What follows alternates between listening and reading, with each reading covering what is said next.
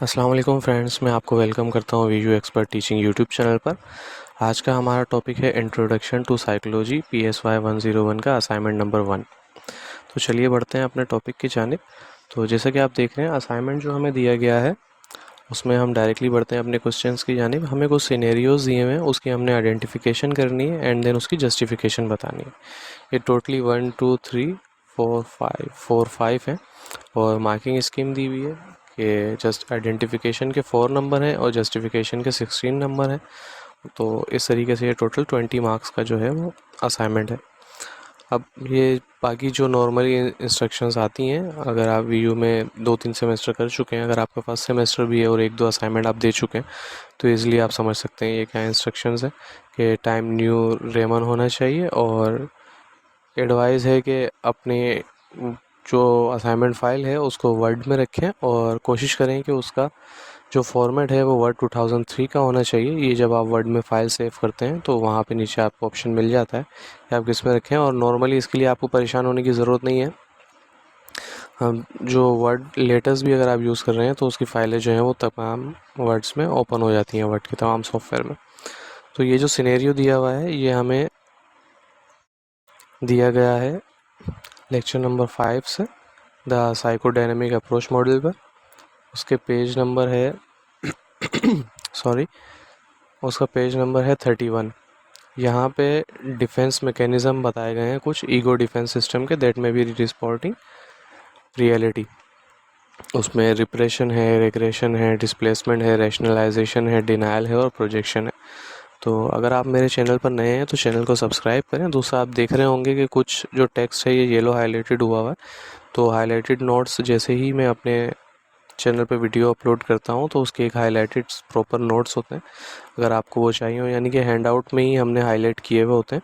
जो unimportant text है वो हाईलाइट नहीं होता, जो क्विज़ वगैरह के लिए इम्पोर्टेंट होता है वो पर्पल कलर से हाईलाइट होता है, और जो वैसे आपकी स्टडी के लिए, जो पेपर के लिहाज से, सब्जेक्टिव क्वेश्चन के लिहाज से इंपॉर्टेंट होता है वो येलो कलर से हाईलाइटेड होता है। अगर आपको ये हाईलाइटेड नोट्स चाहिए तो आप नीचे मौजूद डिस्क्रिप्शन में ईमेल आईडी पर मुझे ईमेल कर सकते हैं एंड देन मैं आपको प्रोवाइड कर दूंगा।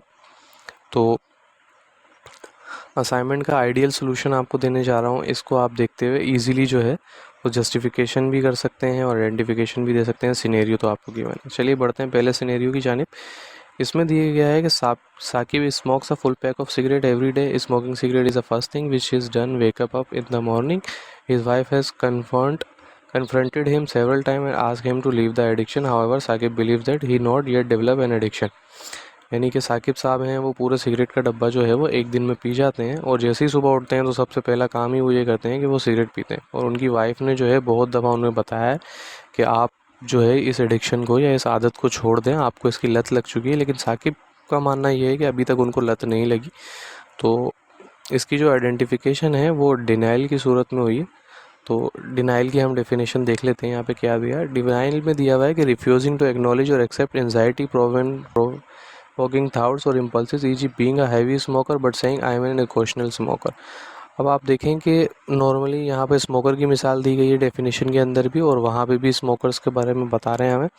तो क्या होता है कि जो लोग पढ़े लिखे लोग होते हैं, काफ़ी नॉलेज वाले होते हैं, तो वो स्मोकिंग कर रहे होते हैं। या बहुत ऐसे लोग होते हैं जो कि कदरे पढ़े लिखे होते हैं लेकिन वो नशे में लग जाते हैं। तो इसकी वजह क्या होती है कि एनजाइटी होती है, उनको किसी चीज़ की वजह से परेशानी होती है, डिप्रेशन में चले जाते हैं। तो उस चीज़ से बाहर निकलने के लिए लोग नशे का सहारा लेते हैं। तो आप कोई भी ऐसा बंदा जो नशा करता है और थोड़ा बहुत पढ़ा लिखा है, अगर उससे आप एग्जाम्पल या उससे आप पूछेंगे कि भाई आप क्यों ये नशा करते हैं या क्या वजह है, तो वो आपको ऐसी जस्टिफिकेशन देगा कि वो आपको सेटिस्फाई कर देगा किसी न किसी तरीके से कि भाई मेरी ये आदत जो है वो ठीक है और आदत नहीं है, मैं कभी कभार करता हूँ। लेकिन वो ये मानने को कतरन तैयार नहीं होंगे कि वो ये चीज़ करते हैं।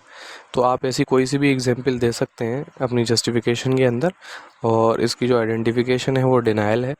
उसके बाद बढ़ते हैं नेक्स्ट की जानिब कि Aamir was beaten by his mother every day when he was a small kid. कि आमिर साहब जो जब छोटे थे तो रोज़ाना इनको इनकी अम्मी से कुट लगती थी। हाउएवर आमिर, लेकिन जब आमिर बड़ा हो गया तो वो कहता है कि भाई उससे तो बिल्कुल भी याद नहीं है कि उसकी वालदा जो है उन्हें मारा करती थी बचपन में। तो इसकी आइडेंटिफिकेशन जो है वो रिप्रेशन है। आइए रिप्रेशन की डेफिनेशन देखते हैं। रिप्रेशन में blocking unpleasant unacceptable thought by pushing them into unconscious, eg. Forgetting event of the painful childhood. यानी कि अनप्लेजेंट और अनएक्सेप्टेबल यानी कि बचपन में अगर आपको किसी ने मारा है या बचपन में कोई आपको बहुत बुरी तरीके से डांटता है या आपको कोई टीचर होता है जो बहुत ज़्यादा आपको मारता है, तो बोलते हैं बच्चों को बहुत ज़्यादा मारना नहीं चाहिए, वो ढीठ हो जाते हैं। या तो फिर कुछ लोग जो है वो पढ़ाई से ही छूट जाते हैं। उसमें एक रीज़न ये भी होती है कि उनको जो टीचर मिला होता है वो इतनी बुरी तरीके से मारता है कि उनका दिल ही बदजन हो जाता है पढ़ाई से। लेकिन बाज़ औक़ात ऐसा होता है कि आप अगर अपनी मिसाल लें, बचपन की बहुत सी बातें ऐसी हैं जो आपको याद नहीं होती लेकिन आपके घर वालों को याद होती हैं। वो बोलते हैं बचपन में आप ऐसे करते थे तो आपको ये सज़ा मिलती थी, या आप ऐसे शरारतें करते थे। तो आप बोलते हैं मुझे तो याद ही नहीं है। तो क्या होता है कि जो बुरी यादें होती हैं उसको आप अपने अनकॉन्शियस ब्रेन में थ्रू आउट कर देते हैं। जैसे बहुत सी कोई चीज़ें होती हैं जो अनकॉन्शियसली हम कर रहे होते हैं। अनकॉन्शियस से क्या मुराद है, जैसे खुदा ना खास्ता आपका हाथ किसी गर्म चीज़ पे लगता है तो आप फ़ौरन उस हाथ को हटा देते हैं, लेकिन इस प्रोसेस में एक टाइम लगता है कि आपके दिमाग को, आपकी बॉडी को बताने में थोड़ा टाइम दरकार होता है कि भाई ये चीज़ अब हो गई है, इसके अगेंस्ट ये करना है। जैसे कि एक नॉर्मल सी मिसाल है, आप खाना खाते हैं तो जब आप खाना खा रहे होते हैं तो आपके दिमाग को, आपके पेट को ये बताने में या ये मैसेज देने में कि भाई अब मैं भर चुका हूँ, पेट जो है वो भर चुका है, उसमें आधे घंटे का प्रोसेस होता है और उस दौरान हम ओवर फूडिंग कर चुके होते हैं और इस वजह से कुछ लोगों का वेट वगैरह बढ़ रहा होता है और इस तरीके के मामलात हो रहे होते हैं।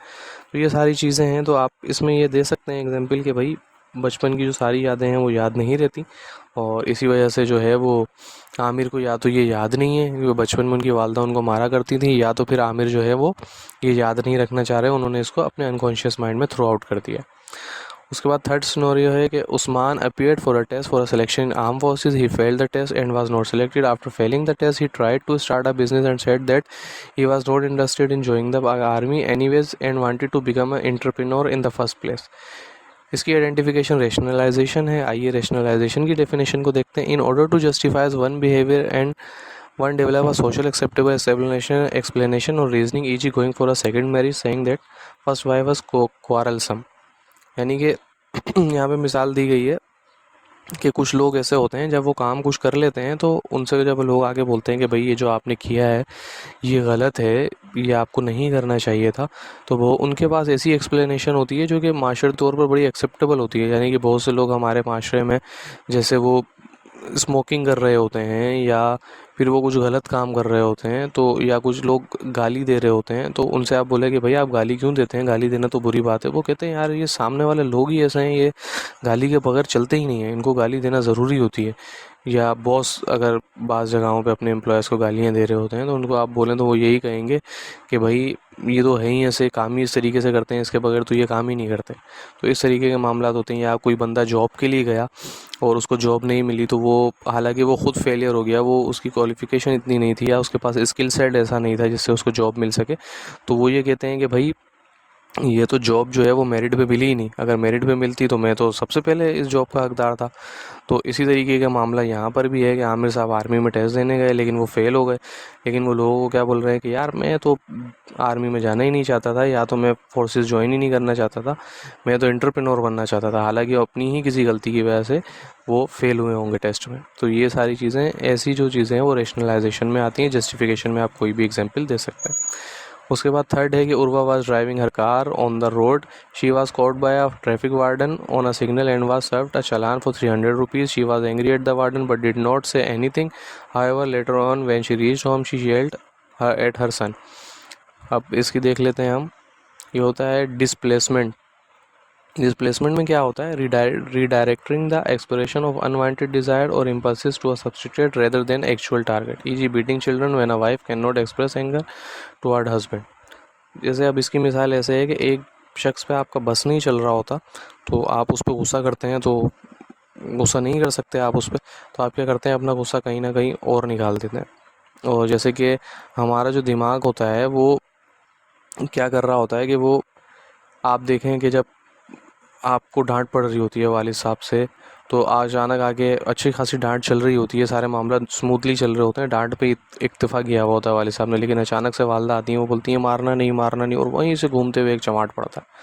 तो यानी कि उनको, उनके गुस्से को वो और प्रोवोक कर देती हैं। सिर्फ डांट पे ही कहानी ख़त्म हो सकती थी, लेकिन जैसे ही वो आगे बोलती हैं कि मारना नहीं मारना नहीं, तो उनके जहन में आता है हाँ भाई, अब आप नहीं लें तो नहीं से तो कोई भी इमेज नहीं बनता ना, क्या नहीं, नहीं के साथ कोई वर्ड लगाना पड़ेगा। तो दिमाग क्या मैसेज रीड कर देता है कि मारना, तो अब वो मारने को कैप्चर करता है एंड देन वो कर देता है। तो ये साइकोलॉजी की एक टर्म है कि दिमाग उस चीज़ को जिसको इमेजिन कर सकता है जिस वर्ड से कोई चीज़, तो वो उस पर फ़ौरन क्विकली एक्शन ले लेता है जब वो गुस्से में हो या ऐसे किसी मामलात में हो।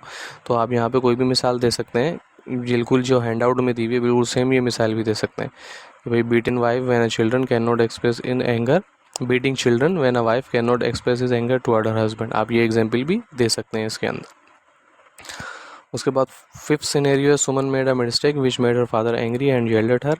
सुमन felt bad when go to her room and lied down on her bed and started sucking her thumb.